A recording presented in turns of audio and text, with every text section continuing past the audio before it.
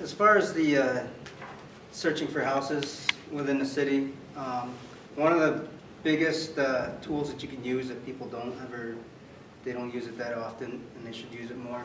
They can call the city of Binghamton and talk to the code officers, give them the location of the house that they're living or they're looking at, and they'll tell them whether the landlord is up and up, or if they've had issues in the past with that landlord or that specific location. Because let's face it, there are some safe houses in Binghamton, and then there's houses that aren't so safe.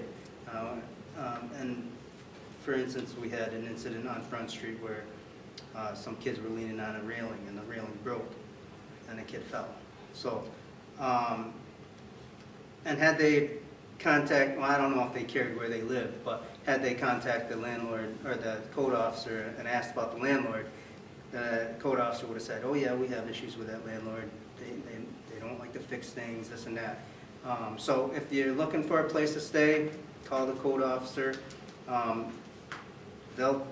They know better than most people, and they don't have any deals with any landlords or anything like that.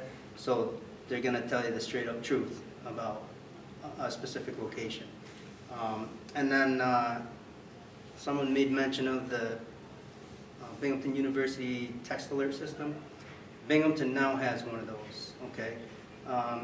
You can go to nixle.com, I think it's nixle.com, and you type in your zip code or whatever for the resident, and then you have to fill in a couple other things like your name and that sort of thing. But they have an alert system as well. It just came out, I think, a couple weeks ago. And so you can be alerted as well in the city when there's an incident. And I'm not exactly sure how far they go into detail, but you know, it's an alert system.